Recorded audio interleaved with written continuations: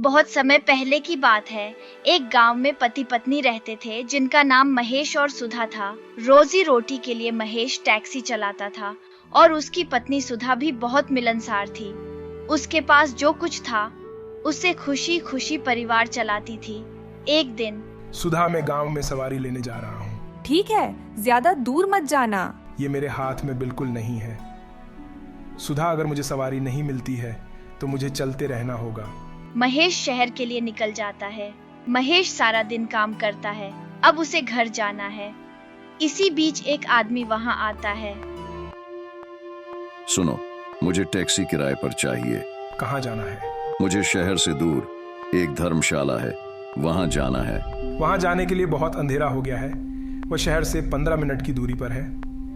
क्या जाना जरूरी है? हाँ, मुझे थोड़ा जल्दी जाना है। चलो चलते हैं। नहीं, मुझे घर जाना है। लेकिन अगर आप बोल रहे हैं आपको जल्दी है तो मैं आपसे दुगना किराया लूंगा। मंजूर हो तो चलिए चलते हैं। ठीक है, मैं तुम्हें दूंगा। अब जल्दी करो। महेश ने अपनी यात्रा शुरू की, पर महेश को शक हुआ, लेकिन वो यह सोच के चुप रहता है कि ये उसका काम नहीं, और बिना कुछ कहे वो अपना सफर जारी रखता है। धर्मशाला पहुंचा तब अंधेरा हो चुका था। सर, हम आ गए। नीचे उतरिए।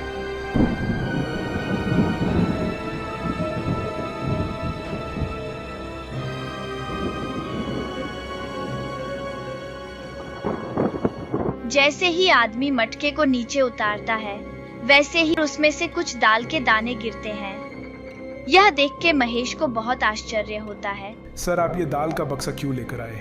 मैं तुम्हें सब बता दूंगा। अभी तो मुझे तुम्हारी मदद चाहिए। पर मुझे क्या करना होगा? मेरा नाम सुरेश है। मैं बगल के गांव से हूँ। मेरे दादाजी का व्यापार था और उन्होंने काफी पैसा कमाया। एक बार वो बहुत सारा पैसा लेकर वापस आ रहे थे। रात हो चुकी थी तो वो इसी धर्मशाला में रुके थे। उसी रात कुछ डाकुओं ने धर्मशाला पर हमला किया था। उन्होंने जो कुछ मिला उसे लूट लिया। मेरे दादाजी उस हमले में गंभीर रूप से घायल हो गए। आपको ये सब किसने बताया? मेरे पिताजी ने बताया, और उस हमले में मेरे दादाजी ने उनकी सारी कमाई खो दी। उसके बाद मेरे पिताजी ने छोटा व्यापार शुरू किया और मुझे पाला, लेकिन गरीबी में उनका निधन हो गया और वो हमें छोड़कर चले गए। हे भगवान, आप जो कह रहे हैं ये सुनकर मुझे बड़ा दुख हुआ, पर आपने ये नहीं बताया कि आप यहाँ क्यों आए हैं। अरे हाँ, मैं वही बताने जा रहा था। एक दिन मकान का सामान देखते हुए मुझे मेरे दादाजी की एक पुरानी नोटबुक मिली थी जिसमें बहुत सी बातें लिखी थीं, जिसे पढ़कर मैं यहाँ आ गया। अच्छा, उस नोटबुक में क्या लिखा था? उस किताब के पन्ने पलटने पर मुझे मेरे दादाजी का लिखा हुआ एक पत्र मिला था। उस चिट्ठी में बताया गया था कि जिस दिन डाकुओं ने हमला किया था उस दिन क्या हुआ था। मैंने उस दिन अपने आसपास डाकुओं को देखा और सारे पैसों का बंडल बांध दिया और धर्मशाला के बगल में खोदे गए पौधों के पास दबा दिया। उन्होंने ये लिखा और उनकी मौत हो गई। देखो महेश, अगर तुम उस पैसे को खोजने में मेरी मदद करो तो मैं तुम्हें उसका 1/3 दूंगा। महेश खुशी खुशी सुरेश की मदद के लिए तैयार हो जाता है। लेकिन सर, आप ये दाल का घड़ा क्यों लाए हैं? अगर हम अचानक से खजाना लेकर गांव जाएंगे तो सभी हम पर शक करेंगे। अगर हम हर दिन जाते हैं तो कोई परवाह नहीं करेगा। इसके अलावा कोई खजाना मिलता है तो उसे भी हम बहुत आराम से रख सकते हैं। इस बीच अगर कोई घड़े की तलाशी लेता भी है तो उसे सिर्फ यही मिलेगा। महेश को सुरेश का आइडिया अच्छा लगा और फिर वे दोनों धर्मशाला के पीछे चले गए। आपके दादाजी ने खजाना कहाँ छुपाया था? हमें नहीं मिल रहा है। सुबह होने वाली है। अगर कोई हमें देखेगा तो क्या जवाब देंगे? सही कहा।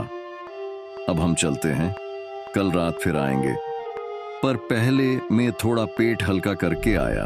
उस रात उनकी मेहनत बेकार गई। खोदे हुए गड्ढे फिर मिट्टी से भर दिए, फावड़ों को झाड़ियों में छुपा दिया और महेश सुरेश को उसके घर छोड़कर अपने घर के लिए निकल गया। सुधा, सारी रात बीत गई, कहाँ थे आप? सुधा के इस सवाल पर महेश ने उसके साथ जो कुछ भी हुआ सब बताया। हमें भगवान ने जो कुछ दिया है उसमें खुश क्यों नहीं है? किसी और के पैसे की उम्मीद करना अच्छी बात नहीं है। आपने ये भी नहीं सोचा? तुम सच में कुछ नहीं जानती। उस पैसे को बनाने के लिए मुझे कितनी मेहनत करनी पड़ेगी। नहीं नहीं, ये गलत है। हमें ऐसा पैसा नहीं चाहिए। लेकिन महेश अपनी पत्नी की बात सुने बिना सुरेश के समर्थन का निर्णय लेता है। अगली रात को फिर से कुछ पेड़ के तने खोदे और कुछ ना पाकर मिट्टी भरकर घर वापस पहुंच गया। पर आते समय रात में फिर से सुरेश ने पेट हल्का करने जाने के लिए कहा। तीसरी रात फिर ऐसा ही हुआ। खुदाई के बाद वापस आते समय फिर से सुरेश ने पेट हल्का करने जाने के लिए कहा।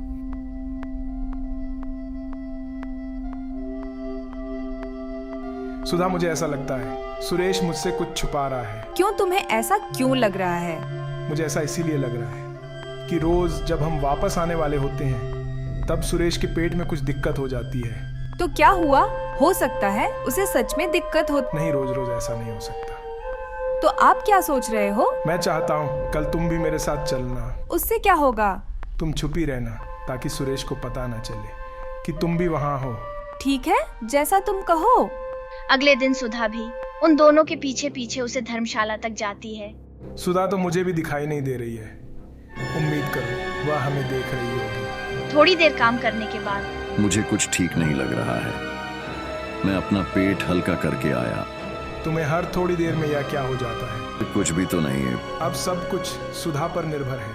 अरे, ये सुरेश तो फिर से इधर ही आ रहा है। मुझे इस पर नजर रखनी चाहिए। बस 1-2 दिन की बात और है, फिर मेरा काम हो जाएगा और मुझे इस बूदू से छुटकारा मिल जाएगा। मतलब दाल में सचमुच कुछ काला है।